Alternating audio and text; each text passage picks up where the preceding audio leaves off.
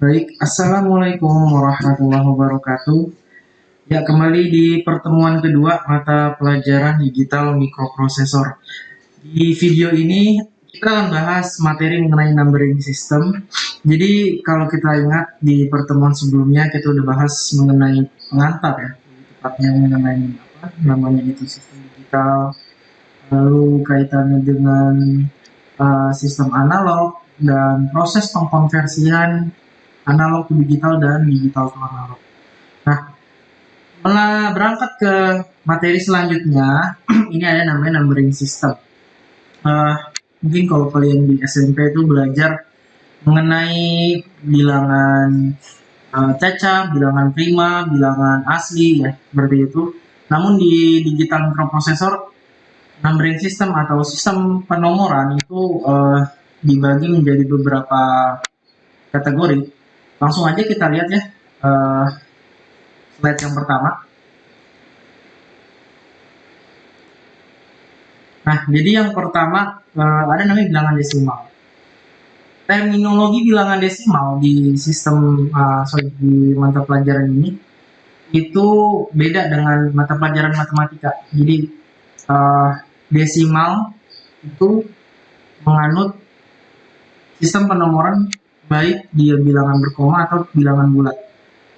Nah, jadi kalau dilihat di slide penjelasannya, jadi sistem penomoran ini sering dipakai ya dalam perhitungan aritmatika sehari-hari. Nah, biasanya dinyatakan dengan deretan angka.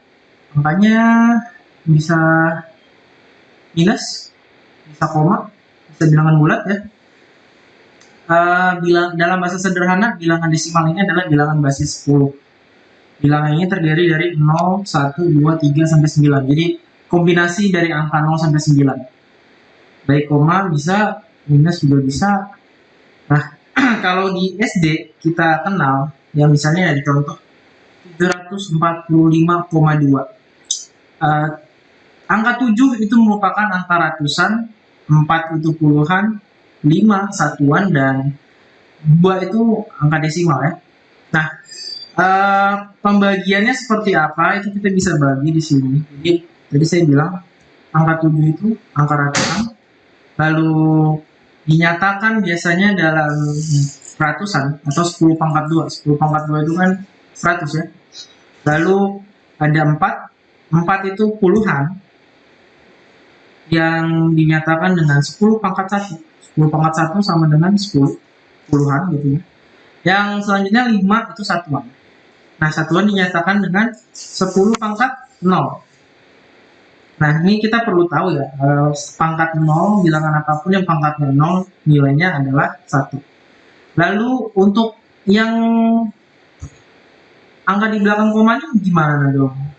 Apa namanya? Ya, itu tadi saya bilang dia namanya desimal. Dilambangkan dengan 10 pangkat minus 1. Misalnya nih, ada lagi angka 5 setelah angka 2 ya, di belakang koma ada 2, 5 misalnya. Jadi angka 5 itu nanti dinyatakan dengan 10 pangkat minus 2. Jadi kalau digitnya makin ke kanan, angka minusnya makin nambah. Makin ke kiri, angka minusnya makin nambah positif. Jadi tengah-tengahnya yang mana? Tengah-tengahnya itu satuan.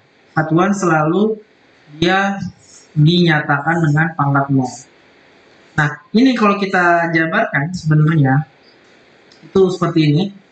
Jadi 7 dikali dengan ratusan, ratusan itu 10 pangkat 2 ya, ditambah dengan 4 dikali dengan puluhan, puluhan itu 10 pangkat 1, ditambah 5 dikali dengan satuan 10 pangkat 0, dan ditambah 2 dikali 10 pangkat minus 1. Ini hasilnya 700 tambah 40 tambah 5 tambah 0,2 sama dengan 745,2. Terkesan belibet memang untuk jabarin, cuman ini terminologinya bahwasannya saya ingin menunjukkan desimal itu merupakan bilangan basis 10. Maksudnya basis 10 itu apa? Jadi di setiap digitnya itu dinyatakan dengan ini angka 10 ini, 10 pangkat. Nah, ini 745,2 dalam kurung 10, basis tanda 10 ini menyatakan bilangan tersebut adalah bilangan desimal. Kita Kita lanjut ke jenis bilangan selanjutnya. Ada namanya bilangan binary atau binar. Kalau yang desimal itu basis 10, binary ini basis 2. Di pertemuan sebelumnya saya ingat kita bahas mengenai perhitungan bit ya. Bit itu sebenarnya kepanjangan dari binary digit. Jadi digit binary itu terdiri dari dua, yaitu 0 dan 1. Kita kasih contoh di sini. Ini salah satu contoh bilangan biner ya. Sederetan bilangan biner ada 5 digit. Bagaimana sih ini angka ini dibaca? Kalau kita kan nggak ngerti ya 11010 ini apa sih maksudnya? Ada penjabarannya. Sama halnya seperti desimal tadi. Jadi 0 dikali 2 pangkat 0. 2 di sini kenapa 2? Kalau sebelumnya 10 itu menunjukkan kalau dia desimal. Ini 2. Ini menunjukkan bahwasannya bilangan yang sedang kita bicarakan ini biner. 2 pangkat 0. Pangkat 0 ini selalu dimulai untuk bilangan yang paling kanan. Jadi kalau di biner kita nggak kenal yang namanya bilangan berkoma ya. Jadi bilangan yang paling kanan, paling kecil, itu dinyatakan dengan pangkat 0. 0, digit 0 dikali 2 pangkat 0. Ya. Kalau ini digit 1 dikali 2 pangkat 1. Jadi dia makin ke kiri, perpangkatannya makin besar mulainya. Ini digit 0 dikali 2 pangkat 2 dan seterusnya. Ini 2 pangkat 3 dan ini 2 pangkat 4. 2 pangkat 3 itu bukan 2 kali 3 ya, tapi 2 kali 2 kali 2. Sama halnya juga di sini 2 pangkat 4 itu bukan 2 kali 4, 8 bukan. Tapi 2 kali 2 kali 2 kali 2. Nah, hasilnya 16. Ini kalau kita jabarin lagi, ya, ini semuanya 55-nya ini dijumlahkan. 1 kali 2 pangkat 4 ditambah 1 dikali 2 pangkat 3 ditambah 0 kali 2 pangkat 2 dan seterusnya. Lalu kita di sini akan mendapatkan 16 dari ini ya, perkalian ini ditambah 8 perkalian ini ditambah 0. Kok 0 ya? Karena ada digit 0 ya. Yang ini, yang tengah, digit 0. Lalu ditambah 2 dari mana? 1 dikali 2 pangkat 1, 2. Dan ditambah 0, 0 itu 0 dikali 2 pangkat 0. Ini yang digit paling kanan. Nah, setelah dapat dijumlahkan, kita dapat 26 dalam kurung 10. Kita dapat konversi bilangan desimal. Jadi bilangan biner yang 11010 ini kalau dinyatakan dalam desimal itu adalah 26 desimal. Nah, ini tambahannya tanda dalam kurung 2, ya basis 2, menyatakan bilangan tersebut adalah bilangan biner. Jadi kalau dalam kurungnya 2 biner, kalau dalam kurung terus ada di bawahnya itu 10, berarti dia desimal. Oke, kita lanjut ya. Selanjutnya ada bilangan oktal. Bilangan oktal, bilangan basis 8, yang terdiri dari digit 0 sampai 7. Totalnya 8 ya. Ini 1, 2, 3, 4, 5, 6, 7, 8. Total 8 digit. 0 sampai 7. Nah, digit 8, digit 9 itu nggak bakal muncul pada bilangan oktal. Jadi selain di atas 7 ya, berarti 8, 9, dan seterusnya sampai tak hingga itu nggak ada tuh di bilangan oktal. Jadi paling maksimal bilangan oktal itu nilainya 7. Nah, misalnya saya kasih contoh. Ini ada angka 127 oktal. Apakah 127 oktal sama dengan 127 desimal? Jawabannya tentu tidak. Penjabaran dari 127 oktal itu sama kayak tadi ya. Jadi yang paling kanan itu pangkat yang paling kecil 0, makin ke kiri pangkatnya makin naik. Jadi di sini 7 dikali 8 pangkat 0. 8 menyatakan bahwasannya operasi yang dilakukan adalah proses bilangan oktal. Jadi biner 2 desimal 10 ya. Jadi ikutin. Makanya saya state banget di sini bahwasannya oktal bilangan basis 8, jadi kalian pakai pangkat 8. Ini 7 kali 8 pangkat 0. Lalu ada 2 dikali 8 pangkat 1. Lalu di sini 1 dikali 8 pangkat 2. Berapa hasilnya? Kita lihat penjabarannya. 1 dikali 8 pangkat 2 itu 64 ya. Ditambah 2 kali 8 itu 16, ditambah 7. hasilnya adalah 87 desimal. Ini kelihatan ya bahwasanya 127 oktal itu nggak sama, bukan 127 desimal sih kalau dikonversi ini. Di sini hasilnya kita dapatin 87 desimal. Ini ada tambahan lagi, tanda ini 8 ya. Nyatakan bahwa bilangan tersebut adalah bilangan oktal. Nah, ini yang terakhir ada heksadesimal. Ya, heksadesimal itu bilangan basis 16 yang terdiri dari 0, sebenarnya 0 sampai 15. Ya, 0, 1, 2, 3 sampai 15. Cuman ketika masuk ke digit 10, 11, 12, 13, 14, 15 itu bukan angka. Bukan huruf, sorry. Bukan angka ya, tapi huruf. Huruf A, B, C, D, E, F itu merepresentasikan 10, 11, 12, 13, 14, 15. Ya. Saya kasih contoh misalnya ada bilangan heksadesimal A6F. Karena dia bilangan basis 16, otomatis nanti pangkatnya 16 ya. Kita lihat F itu 15 dikali 16 pangkat 0. Lalu ada 6 kali 16 pangkat 1. Ini pangkat 0, pangkat 1, ini pangkat 2. Jadi A ini 10 ya. 10 kali 16 pangkat 2. Dijabarkan, dijumlahkan semuanya. 10 kali 16 pangkat 2 ditambah 6 kali 16 pangkat 1 ditambah 15 kali 16 pangkat 0. Hasilnya kita dapatkan 2671 desimal. Ini proses konversi seluruh bilangan, nah ini bilangan desimal ke bilangan heksadesimal ke bilangan desimal. Yang di slide sebelumnya itu bilangan oktal ke bilangan desimal.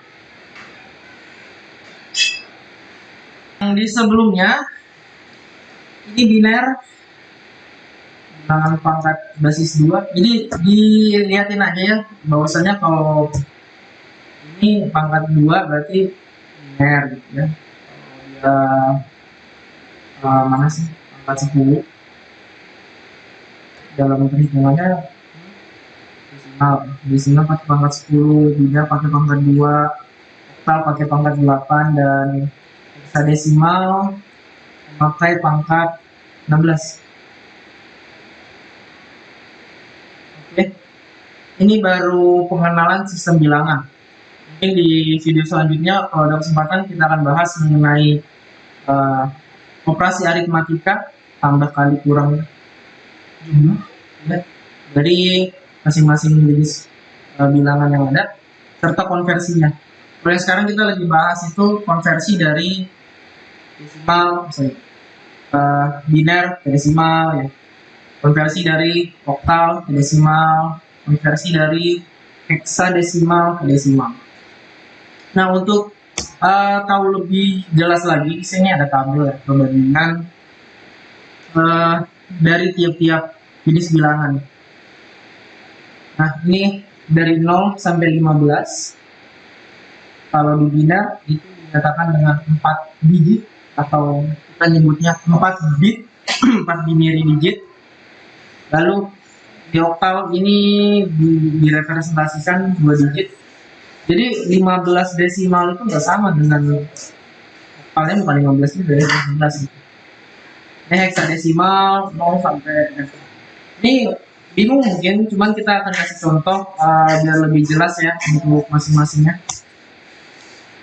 Saya ambil contoh misalnya desimal 8. Desimal 8. Lihat yang ini. Binary-nya 1000, oktalnya 10, heksadesimal 8. Proses konversinya masing-masing bagaimana kita akan lihat. Jadi yang pertama kita lihat biner dulu. Biner itu dinyatakan dengan 1000, 4 digit ya. Kita lakukan operasi biner di sini. Jadi kalau 0 kali 2 pangkat 0 ya, digit digitnya 0, 2 pangkat 1 ini juga 0, 2 pangkat 2, ini 1 kali 2 pangkat 3. Nah, karena yang ini 0 sebenarnya bisa diabaikan, langsung aja yang satu ini dikali dengan pangkat yang paling besar. 0, 1, 2, 3, dikali 2 pangkat 3. 2 pangkat 3 sendiri itu adalah 8 ya. Jadi hasilnya konversinya seperti ini. Lalu kalau untuk oktal dari 8 itu 10. Kenapa nggak 8 sih oktalnya? Karena tadi saya bilang bilangan oktal itu nggak punya digit 8, nih paling tinggi digitnya 7. Nah, bagaimana kok bisa gitu ya, 10 bukannya 8? Kita lihat aja proses konversinya. Tadi kalau oktal itu pangkat 8, 0 dikali 8 pangkat 0, lalu kalau 1 dikali 8 pangkat 1. Kalau kita jumlah dua kalian ini, berarti ini 1 dikali 8 pangkat 1 itu 8 ditambah 2. Hasilnya 8 desimal. Ini proses konversi. Selanjutnya heksadesimal. 8. Nggak ada perubahan drastis ya. Heksadesimal 8 langsung aja 8 dikali 16 pangkat 0. 16 pangkat 0 itu 0, jadi hasilnya 8 desimal. Nah, kira-kira ini mungkin yang bisa saya sampaikan terkait dengan sistem numbering. Kalau memang ada yang masih bingung, bisa dilihat lagi materinya, lihat lagi proses konversinya pelan-pelan. Nanti akan saya share juga materinya di Google Classroom. Dan yang paling penting sistem numbering ini kita perlu banyak latihan ya, latihan konversi soal-soal sederhana gitu ya, lama-lama nanti juga biasa melihat ini. Nah, saya kira sekian ya videonya, nggak panjang-panjang biar kalian nggak bosan. Jadi untuk materi selanjutnya kita akan bahas mengenai proses konversi dari biner ke desimal, desimal ke biner gitu ya, oktal ke biner gimana, heksadesimal ke oktal gimana atau sebaliknya. Nah, itu akan kita bahas di pertemuan selanjutnya. Baik, saya akhiri. Assalamualaikum warahmatullahi wabarakatuh.